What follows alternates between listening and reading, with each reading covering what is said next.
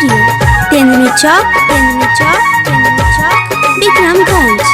Mobile number 9955332086। पोरे पोरे टूटा त बदनिया हो सैया डोली लेके आई जा। पोरे पोरे टूटा त बदनिया हो सैया डोली लेके आई जा।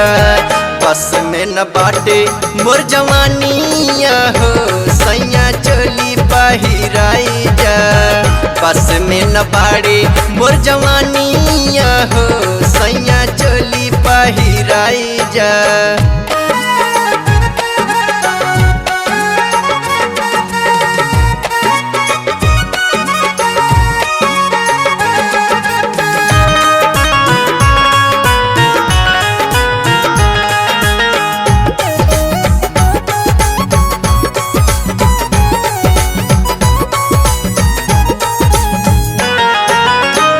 रात भर याद सतावे आवे ना यम्हाई हो।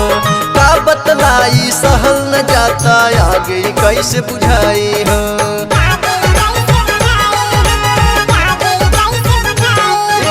रात रात भर याद सतावे आवे ना यम्हाई हो। का बतलाई सहल न जाता आगे कैसे बुझाई हो। संभरत नइखे अब ओढ़निया हो सैया घर तू आई जा। संभरत नइखे अब ओढ़निया हो सैया घर तू आई जा।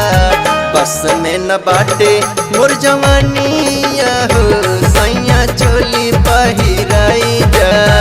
बस में न बाटे मोर जवानिया हो सैया चोली पहिराई जा।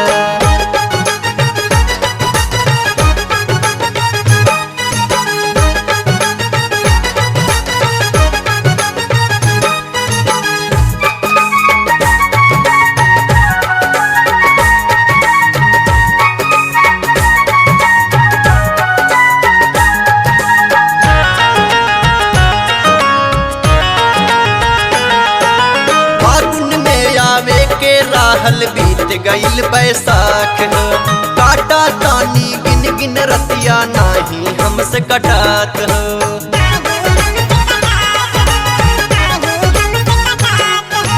फागुन में आवे के राहल बीत गईल बैसाख हो। काटा तानी गिन गिन रतिया नाही हमसे कटात हो।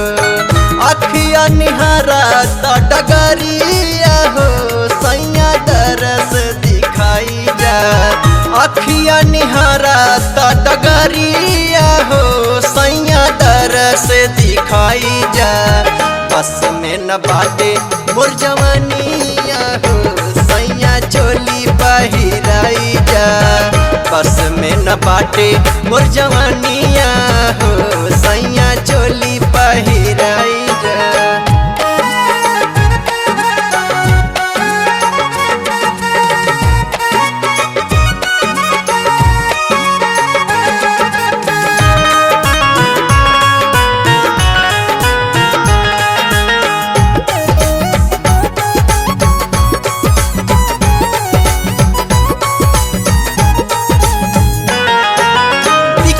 देवरा साँझ सवेरे लागल बाटे पीछे हो। राज नगेंदर ओढ़नी पकड़ के दाएं बाएं खींचे हो।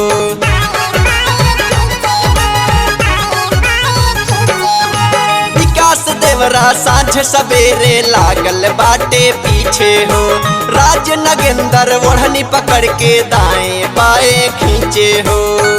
अंकित रसीला कहे धानिया हो हमरे संगे तू आई जा। अंकित रसीला कहे धानिया हो हमरे संगे तू आई जा। बस में न बाटे मोर जवानिया हो सैया चोली पहिराई जा। बस में न बाटे मोर जवानिया हो सैया चोली पहिराई जा। पोरे पोरे टूटा त बदनिया हो सैया डोली लेके आई जा। पोरे पोरे टूटा त बदनिया जवानिया हो सैया डोली लेके आई जा। बस में न बाटे मोर जवानिया हो सैया चोली पहिराई जा। बस में न बाड़े मोर जवानिया हो सैया चोली पहिराई जा। बस में न बाड़े मोर जवानिया हो सैया चोली पहिराई जा।